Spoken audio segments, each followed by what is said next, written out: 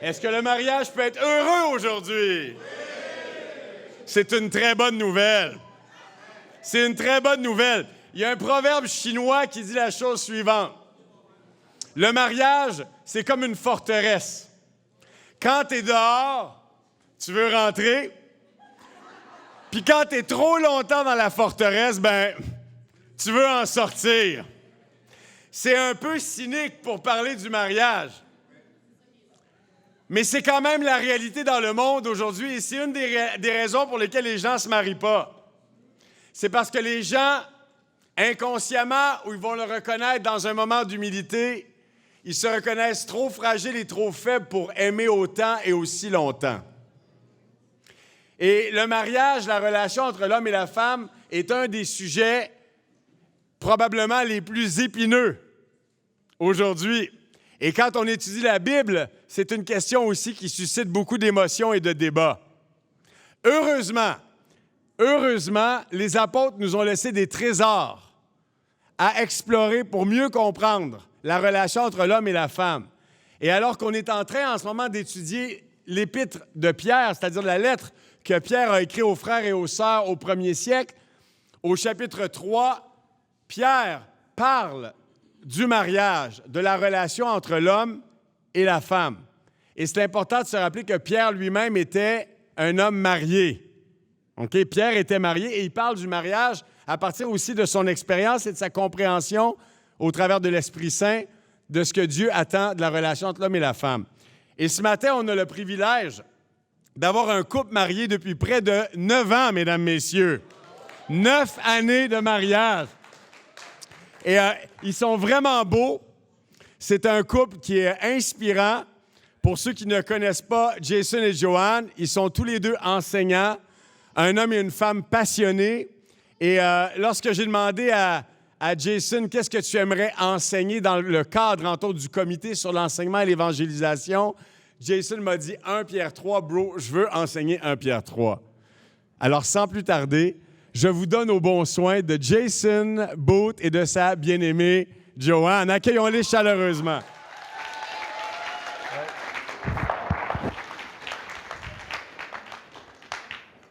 All right. So, this morning I have the fun task of preaching on 1 Peter 3. Kind of the title is, Wives Submit to Your Husbands. Okay. Now, just a heads up, the church will be selling small rocks in the back if you want to throw them at me and stone me. Okay? I think they're about $5. Okay? So, okay, the opening for my message. God is dead. Is anyone offended by this? I don't care. It's just some dead German guy who wrote it, right? Well, Nietzsche is dead. God. Okay? So, now, all of the passages that I'm going to be using today are on the PowerPoint. So any of you who are inclined to play Candy Crush or something like that, you can put your cell phones away. You're not going to need them. So right here, there's a baby crying. This is a familiar scenario, perhaps for some married people. You're in bed late at night. Oh, first off, I have to say thank you to Nicholas for doing the drawing. Thank you.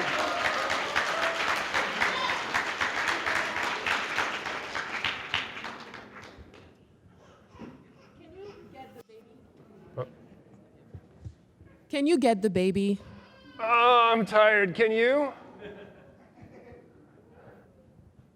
Get out of bed. You're supposed to be the leader.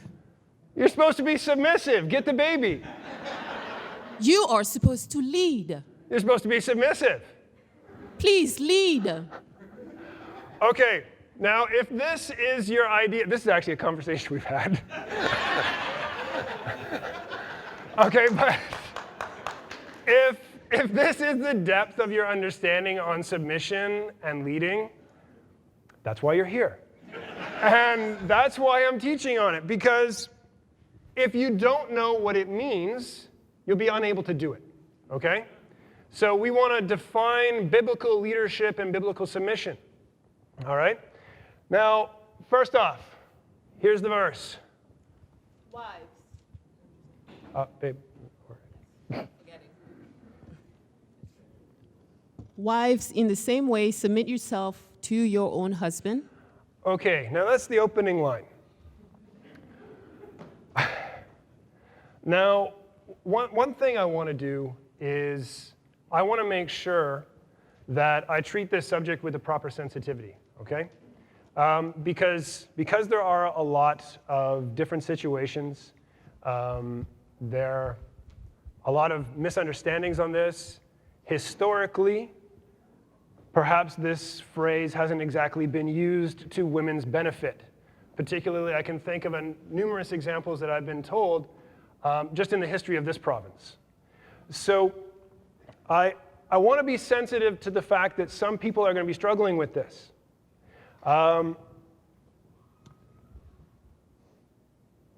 Some people might be tuning out right now, like, oh, sure, click, bye, I'm not listening.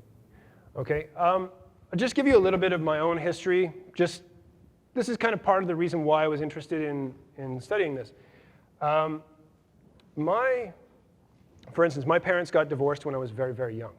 Okay, and I grew up with my dad all the time. And what I heard when I was growing up, I heard, a lot of younger women, downing men. Men are unreliable, they're this, they're that, and, elevating motherhood. And for me, it was falling on completely deaf ears because that situation just did not apply. You want to, bash men? No. I'm not listening. Well, it took me, actually, as I grew up, as I matured, it took me a lot of listening to see that, yeah, you know what? Some women do have a point, okay? Now, what I want to avoid this morning is for you to just stop right there and just tune out and stop listening, okay? So with that, I'll have my wife read the rest with the part that's wives, right? She's reading the woman's part. I'll read the man part.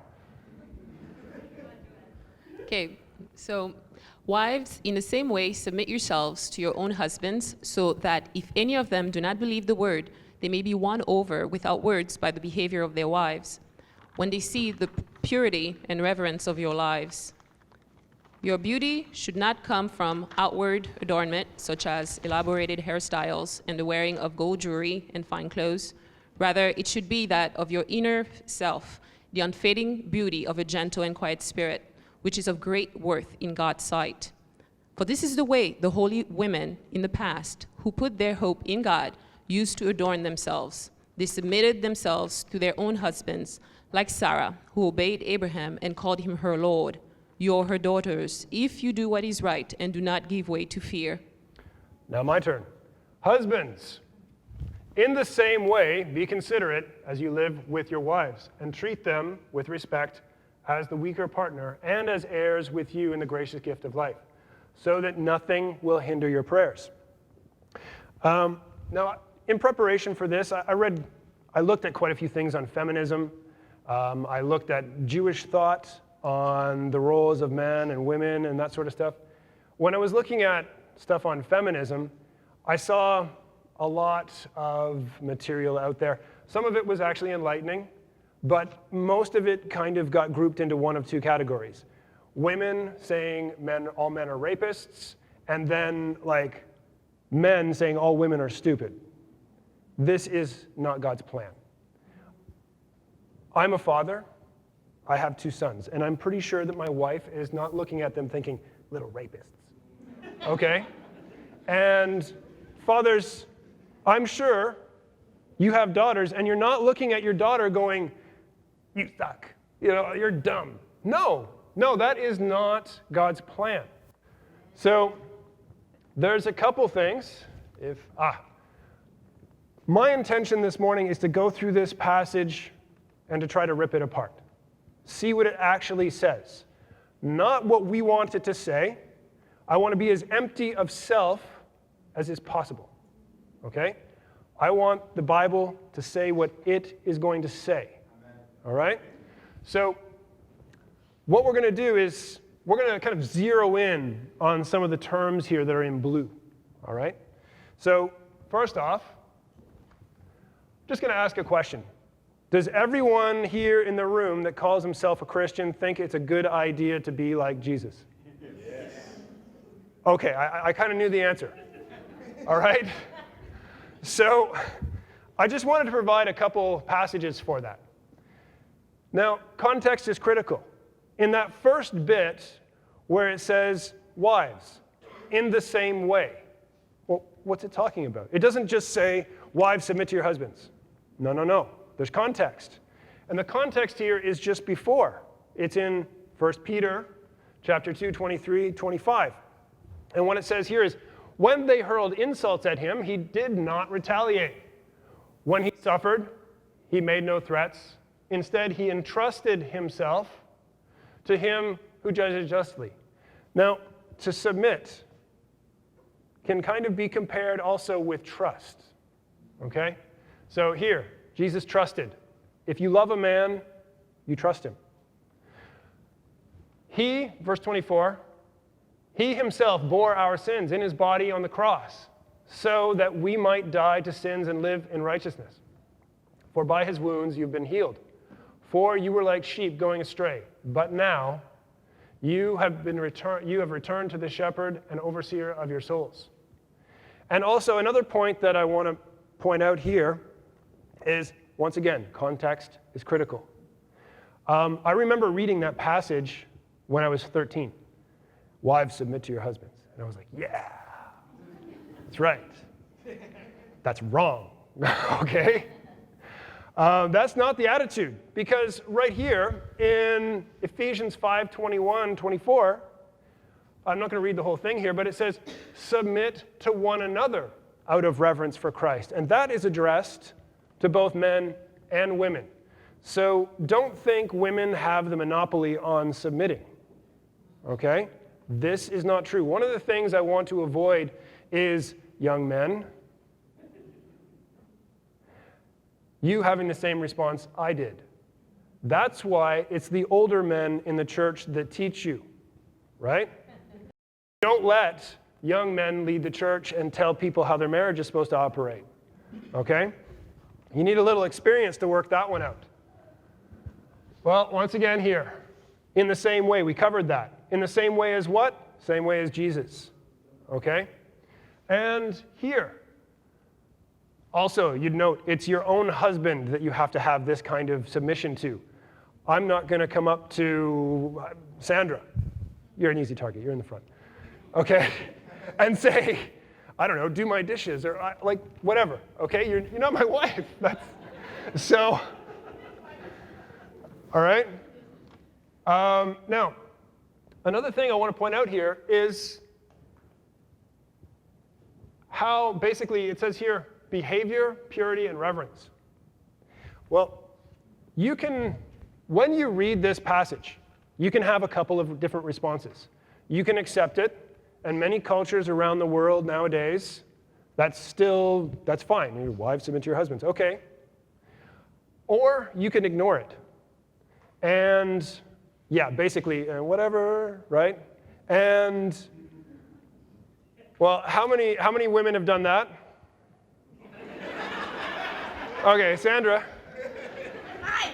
That's right. Okay. You can ignore it. Or, basically, if you ignore it, this is equivalent to saying, I know better. That's got to be a mistake. Well, when I got into the church, basically everything I thought was fun, they told me was wrong, and you need to change. Like, no fun here. Oh, man. But I had to submit myself to that. One of the things that helped me do that was seeing the purity and the reverence of all the people in the church. Okay? Now, actually obeying this, putting this into practice, is actually how Javier Segura was converted. His wife put this into practice. And it was through her purity, through her behavior and her reverence, that Javier was like, maybe I should check out this Bible thing. And I don't know, I think he's been a disciple for like almost 20 years now. So it's not as if this doesn't work. Like many things in Christianity, put it in practice, test it, and see if it works. You can also try to intellectualize this and say, oh, well, that was back then. It doesn't matter now. Yes, it does. God's word is eternal. And not only that, but Peter was writing this letter to a bunch of Gentiles. Greek culture and Jewish culture were very different. You could have some very high status women in Greek culture. Just look at Lydia, okay? Also, you can find it offensive or challenging. That's the response that I want to zero in on. Because that response right there, it demonstrates your level of engagement with the text. Okay? Previously, we read, God is dead. Big deal. Okay? But if you read this and you struggle with it, you hate it, you want to throw your Bible across the room, whatever, that is kind of an indirect measure of your faith. Because you have the faith, God gave us his word, and that's what it says, and I can't ignore that. I don't like it, but I can't ignore it. That's a measure of your faith. Now, it also, basically, it's also a measure of how much you want to submit yourself to God. Okay? So, I'm not saying it's easy, but actually engaging this text, wrestling with it, trying to put it in practice, it's a measure of your faith. Okay? So, here, gender roles exist. You know, we were all created equal, yes, but we're created different. In one conversation I had with a feminist, she said something that was very memorable. She said, equal does not mean same. No one can argue with that, right? Now, for instance, in the Jewish faith, things are much more codified. To usher in the Sabbath, there's a set of candles that you light, okay? And only a woman can light those candles. You can have the high priest, and if the only woman in the house is his 4-year-old daughter, guess who's lighting the candles? Her. She's the highest status woman in the house. She's the one that's going to light those candles. Men cannot. Also, in the Jewish faith, there is no legal mechanism whatsoever for a woman to divorce her husband. Doesn't exist. Period. Okay? Actually, Marc-Andre told me a funny story about the modern practice of Judaism in Israel. There was a woman that wanted to divorce her husband, but the state can't make him because there's no way that she can. And so they threatened him with jail. And he said, yeah, but I'm already in jail. What do you, like, and he didn't want to give her the divorce. Well, why is this? I'm going to let you draw your own conclusions from this little fact. These are both from government offices, okay? That the National Office of Statistics in the UK, over 70% of divorces are initiated by women. According to the US National Center for Health Statistics, okay, it's a government organization, 80% of all divorces are initiated by women. You know? So, now, doesn't he look manly? Right? Okay. Now, how would you describe him? Like strong, courageous, brave, dangerous? Yeah, like how many men in the room would love to have like one of those things written on their tombstone? You know, like Simon the wise, Simon the courageous, right? How many of you would want Simon the gentle written on your Written on your tombstone. Like it's happened. I've been walking through the graveyard, and I was looking for my grandparents, and I was just checking out the gravestones. If you walk by one and you saw Simon the Gentle,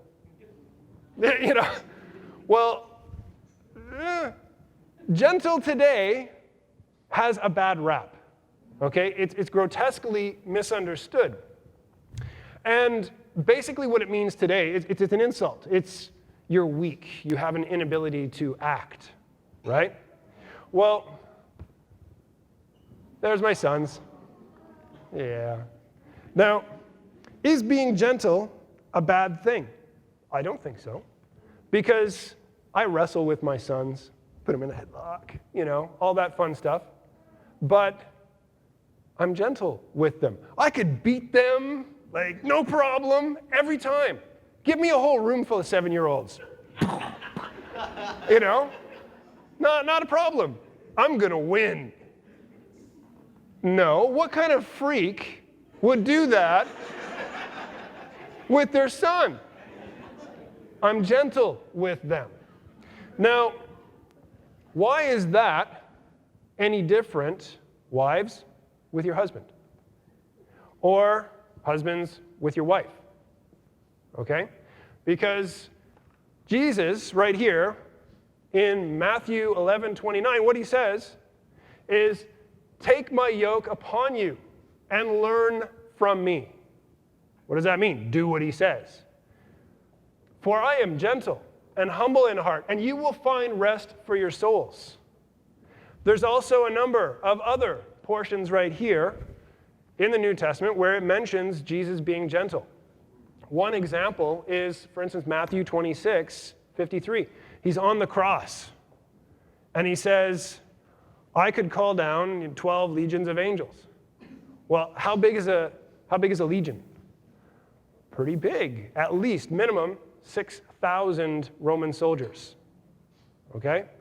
That means 72,000 angels. Okay, ooh. Well, one angel in Isaiah 36:35 or 36:37, I forget which one, destroyed 185,000 soldiers in one night. Just gone. Like, they're pretty powerful. That is a lot of strength that he had that he was holding back. Which leads us to the actual definition of what gentle is. It does not mean weakness. It's actually, here we got like Frankenstein with a butterfly. Right? So it comes from the word praus. That's the Greek word that's used in the New Testament. And it's translated as gentle or meek. And what it means is power under control. Okay? Or power that is submitted or surrendered. Okay, so like in the same way, I wrestle with my sons, it's power under control.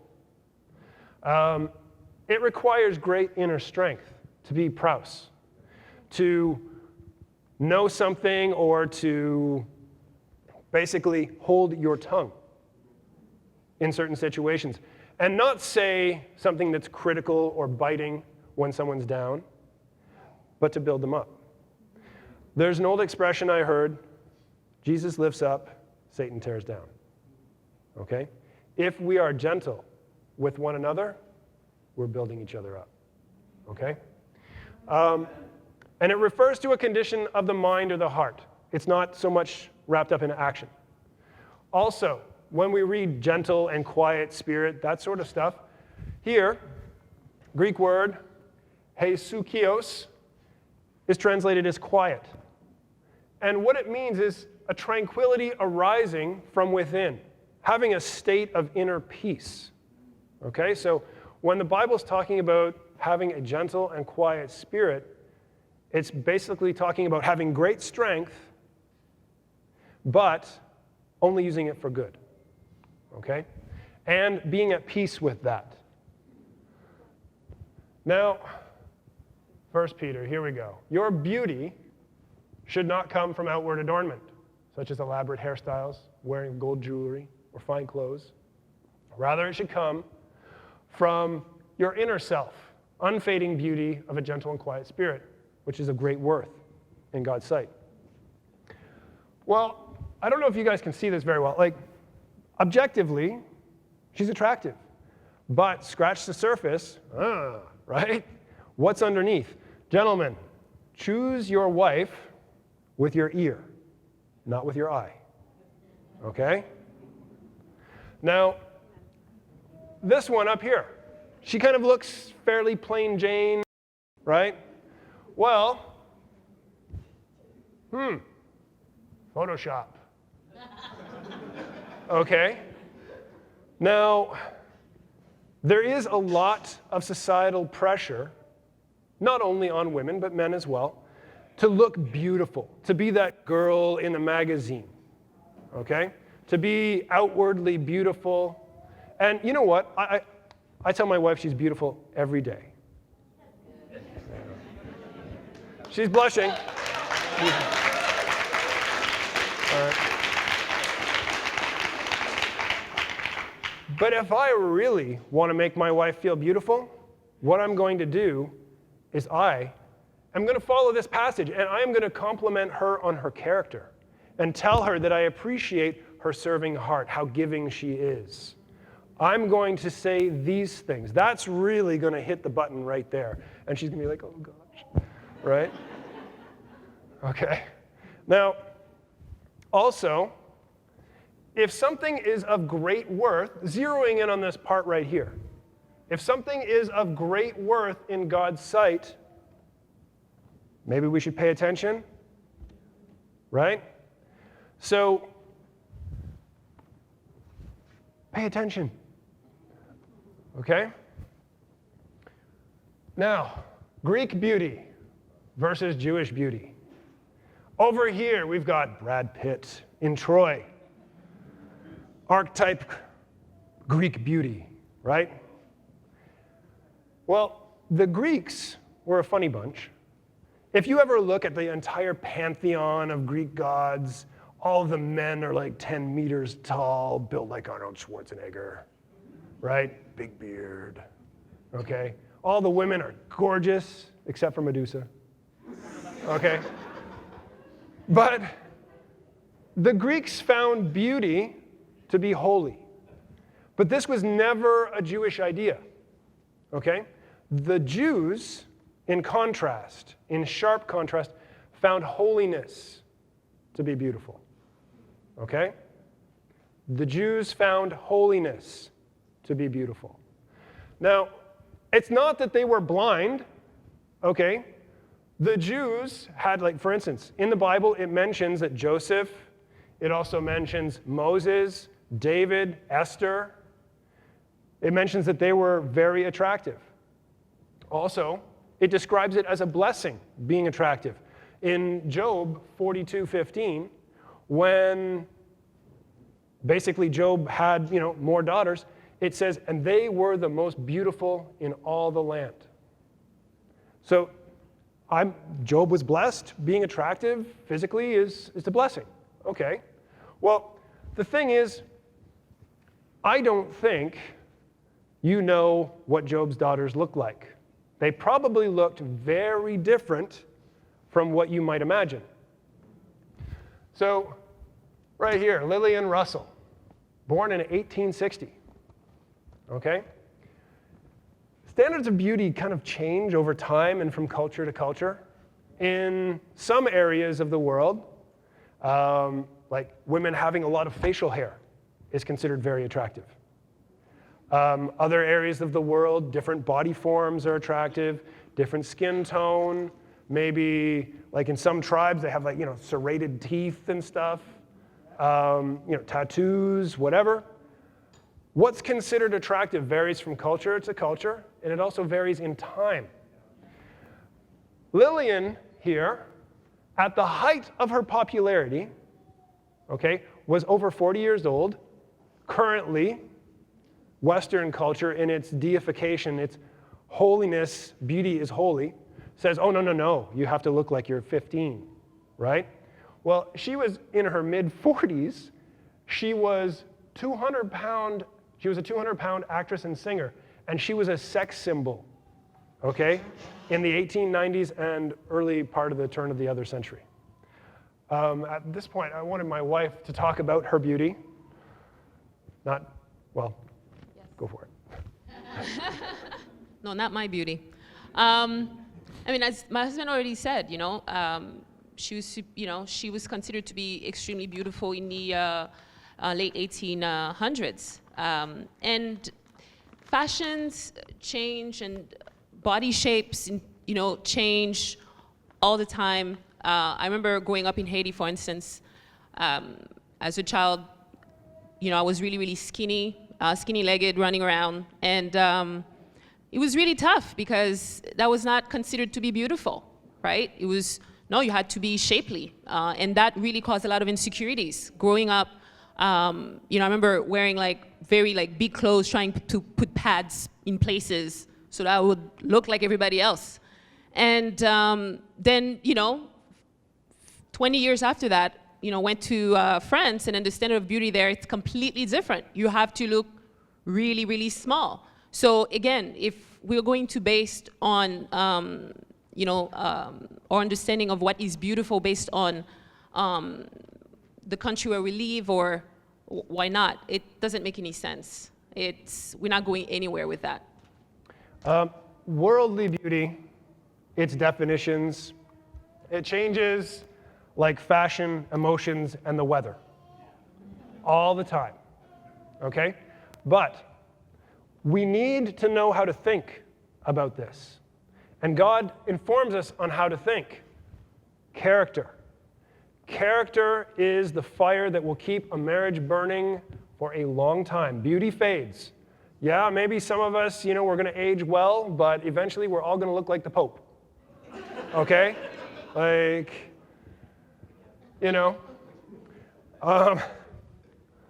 Now, 1 Peter 3, verse 5. And we read this part, and we see that what Sarah did. And basically here it's defining how holy women behave. For in this way, holy women of the past, who put their hope in God, emphasis hope in God, used to adorn themselves. They submitted themselves to their own husbands, like Sarah, who obeyed Abraham and called him her Lord. You are her daughters if you do what is right. And here, once again, emphasis on this. Do not give way to fear. Abraham made more than just a couple of mistakes. He tried passing his wife off as his sister, and Pharaoh was almost kind of married her. And I think Sarah gets some credit here. If Abraham was the father of faith, Sarah definitely was the mother of it. Okay? Because even though in this circumstance Abraham gave way to fear, but Sarah did not. Sarah had some problems, I'm sure, submitting to an imperfect husband. And I'm sure many of the sisters can tell you their husbands are imperfect. Maybe some men they're violent.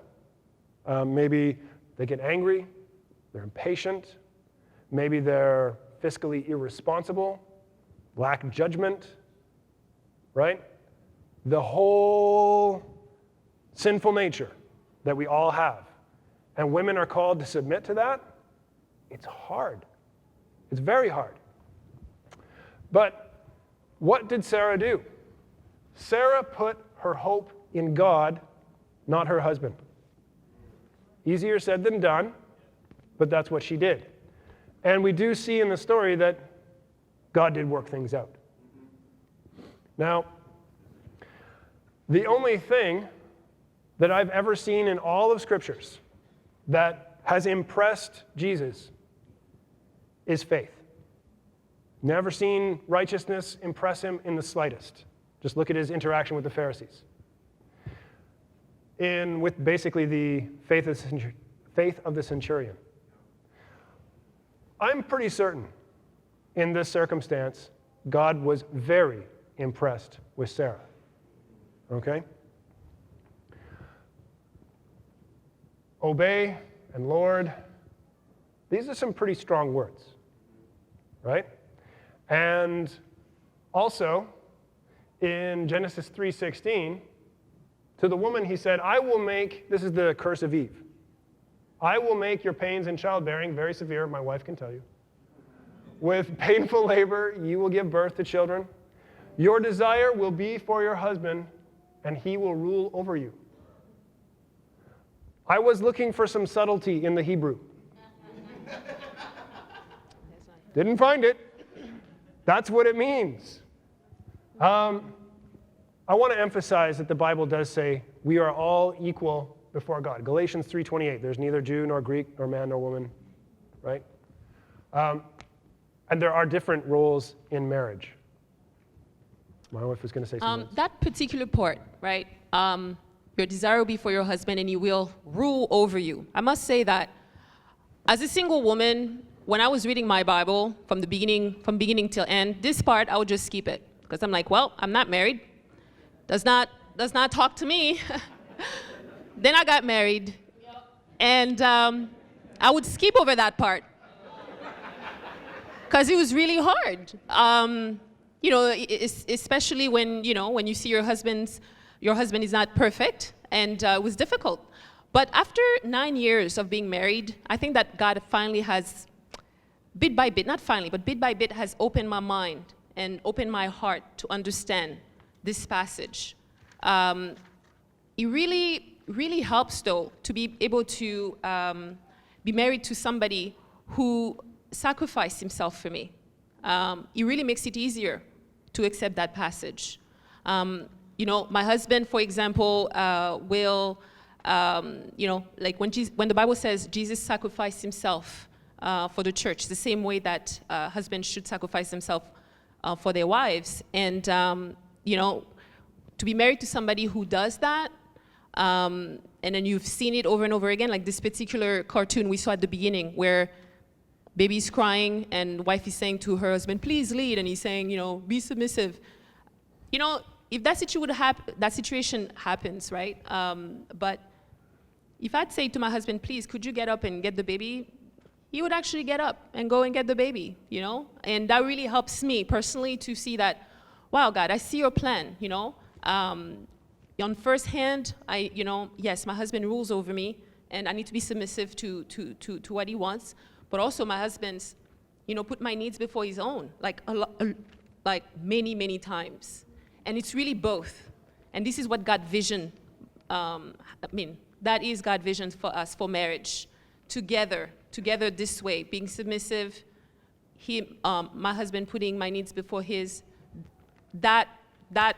Those two things together, that make a marriage work. I guarantee it, because I feel like my marriage is like wine. Like, as he gets older, it gets better. I'm blushing.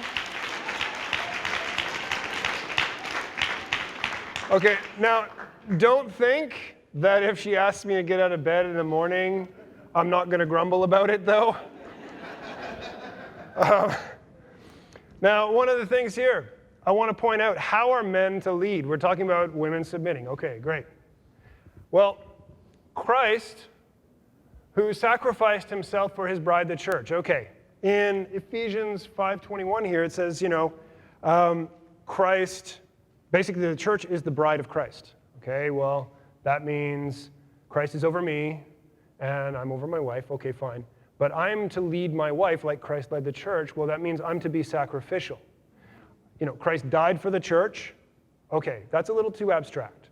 So I wanted to point you guys to Matthew 14, verse 13 to 14.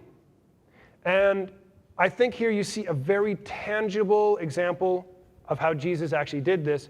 And this is, to set up the scenario, it's just after John the Baptist was beheaded. This was his cousin, and it says he wanted to retreat to a quiet and lonely place. But then there's like 5,000 people that descend on him, and he ends up feeding them all. Well, how did Jesus lead there? He took his needs, put them aside, and took care of the people. That's how husbands are supposed to lead. Does that mean whether you're tired, whether, your sexual needs, or whatever, whether you're hungry? Serve your wife. Sacrifice for your wife. Okay? Real men look outwards to the needs of others, not inwards to their own needs. As a side note, in Genesis, the curse of Adam takes up 3 verses. Curse of Eve, only 1. Just in case you want to feel better. I don't. But wife of noble character. I got to speed up here. This is the longest portion in the Bible that talks about a woman's role. And it very nicely describes here a woman of noble character. It does not say women are to be treated like slaves. What it says is the woman here has a degree of autonomy. She has more than one business on the side. She goes out and buys land. If my wife just went out and bought land, I'd be like, could we have discussed this? Okay, but the wife of noble character does this. Okay, and, also, why do men lead? Well, here, in terms of leading, it's better to be unified than being right. And here's a couple passages to support that, unless it leads to disobedience. Okay? Sometimes it's hard to know what is the best path. And in this situation, women do have to submit to the authority of their husband. However, a man has to have listened along the way. And God will bless humility and unity. Just bringing it to the last little portion here. In the same way, you'll notice men are called to be like Jesus in the same way. Okay? And as the weaker partner, what I have seen women be offended at this, but yes, everyone knows, okay, women are physically, in general, weaker than men, maybe exception of Lily. I don't know. There you go. But from the context here, when I read it, I don't necessarily think it makes sense to say, be considerate of their weaker physical strength.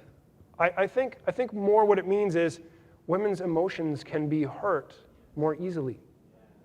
So what I would admonish you to do is be sensitive and be gentle because your wife is.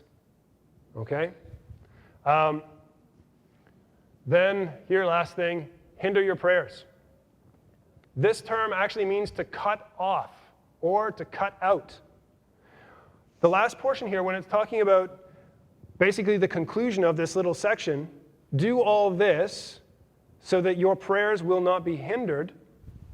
Well, there's nothing like a good fight with my wife, a nice nuclear fight that's going to cut off my connection to God.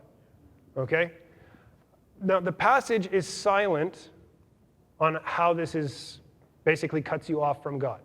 Okay? But one thing in Matthew 5:24 through 26, it says, if you have something against a brother, or if he has something, it says, if he has something against you, leave your offering there and go be reconciled. Right? That's a hindrance to your prayers if you're not unified. Sometimes my sons are not submissive to my authority. And it really messes up the relationship. It makes it so it's not enjoyable. Once again, same principle in marriage. If both partners are not submitting to each other, it's going to kill the relationship. Okay? Both need to follow their roles for us to have harmony. So just to conclude, God looks at the heart. Okay? In 1 Samuel 16:7, talking about David, he looks at the heart, not the outward appearance. Both men and women are called to be like Jesus in the same way.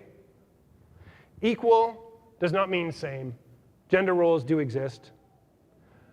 Ignoring them is ignoring what God has to say on the subject. Okay? And ignoring them will hinder your prayers. If you have any questions, come see us.